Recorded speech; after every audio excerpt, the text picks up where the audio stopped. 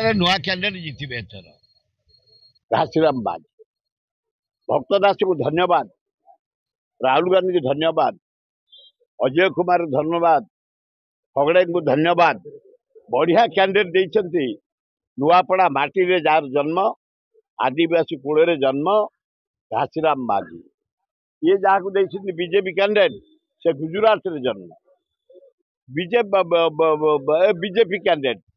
आ BJD candidate तांकर पद्मपुर रे जन्म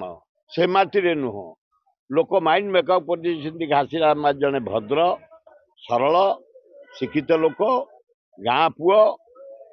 को आम भोट देवु जहाँ असुविधा सुविधा गाँ पुओ आदाय करूँ तेणुक चारिड़े बुलिक मुझे देखी काली आम प्रशासन थे नॉमिनेशन पर्सन 10,000 लोक बीजेपी काली कला 200-300 लोक एपर्यंत से लोक जोगाड़ करना बीजेडी नॉमिनेशन करने तेणुक लोकों मत ये भुवनेश्वर सहर जो भाई मैंने आसी किए लयर हो इंजीनियर हो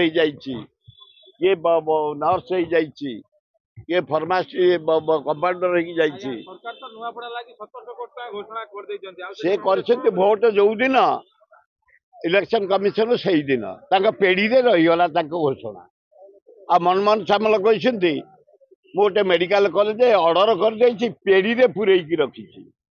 काउंटिंग बासी मु पेढ़ी काढ़ी तुमको धरईबी भारतीय जनता पार्टी जो प्रार्थी होते अभिनंदन पंडा से कहते बीजेपी पार्टी जय ढोलते लक्ष्य उद्धव भोट जीत 10 कोटी भोट जीतबे समुदाय तो लक्ष्य भोट पुलिंग हेनी से लक्ष्य भोट जीतबे कौटी आमे जीत मु कही जाऊँ मो मत नुह आम 11,000 भोट जीतबू मु मोर स्टडी करी छात्र युवक महिला आदिवासी हरिजन जिते प्रकार वकिल व्यवसायी 90 भाग जीव घासीराम माझी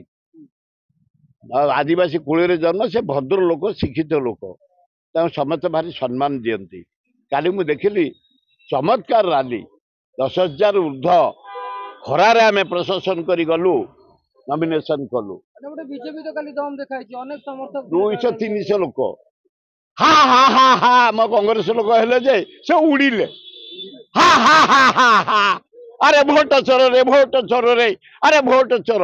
देखी तब टीवी रे हो पलैले कुआड़े जामे खोजिले पाइलु रेडी कांग्रेस कमिंग खाद्य खाईदे मद पीदेवे सब करदे हाथ चिन्ह को चिपीदे मु 3 ठो 9 सारिकी फेरी सभापति मत 3 ठो पूरा रही निर्वाचन मंडली रे प्राय रखी 30टा पब्लिक मीटिंग